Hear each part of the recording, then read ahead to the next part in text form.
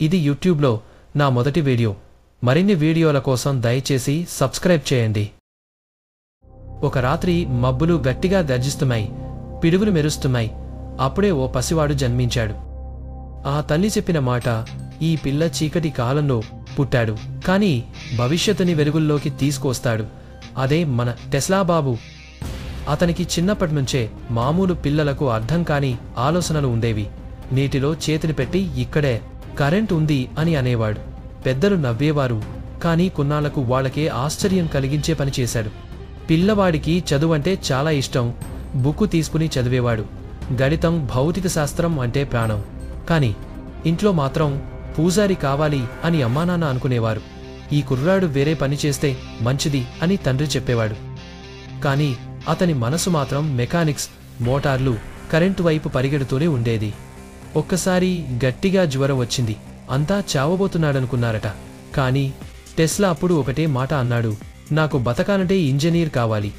అలా తండ్రి ఒప్పుకుని టెస్లా మెకానికల్ చదువుకునే అవకాశం వచ్చింది. చదువుతూ కొత్త ప్రయోగాలు చేస్తూ టెస్లా అమెరికాకు వెళ్ళాడు. అక్కడ థామస్ ఎడిసన్ దగ్గర పనిచేశాడు. ఎడిసన్కి అప్పటికే డీసీ కరెంట్ మీద నమ్మకం. కానీ మన టెస్లా మాత్రం ఏసీ కరెంట్ బెస్ట్ అని చెప్పాడు. డీసీ కరెంట్ మంచిది అంటే టెస్లా, అది ఖరీదైంది, చాలా తక్కువ దూరం పోతుంది అని చెప్పాడు. ఎడిసన్ ఏసీ కరెంట్ ప్రమాదకరం అని ప్రచారం చేశాడు. ఇక్కడే మొదలైంది విద్యుత్ సంగ్రామం. ఇద్దరూ తమ టెక్నాలజీని ప్రచారం చేసుకున్నారు. టెస్లాకు వెనుకకు నడిచే అలవాటు లేదు. ఎడిసన్ డబ్బుతో గెలవాలని చూశాడు, కానీ టెస్లా విజ్ఞానంతో గెలిచాడు. చివరికి ప్రపంచమంతా ఏసీ కరెంట్ వైపు వెళ్ళింది. టెస్లా కల ఏమిటంటే ప్రపంచమంతా ఉచిత విద్యుత్తు వాడాలి.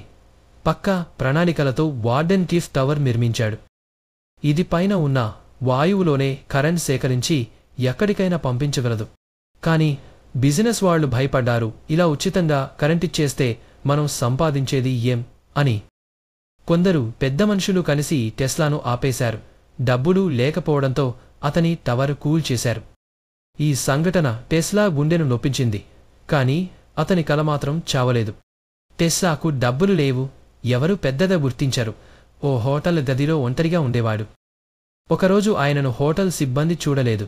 గది తలుపులు తీసి చూసినప్పుడు మహా మేధావి చనిపోయాడు. అతను చచ్చిపోయినా అతని ఆలోచనలు మాత్రం ఇప్పటికీ ప్రపంచాన్ని వెలుగులో నడిపిస్తున్నాయి.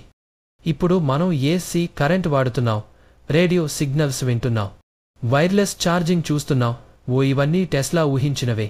కాని అప్పట్లో ఎవరూ అర్థం చేసుకోలేరు. అతనొక మేధావి, ఒక భవిష్యత్ యోధుడు, ఒక వింత మనిషి. శాస్త్రం వ్యాపారం కోసం కాదు, మానవాళి భవిష్యత్తు కోసం.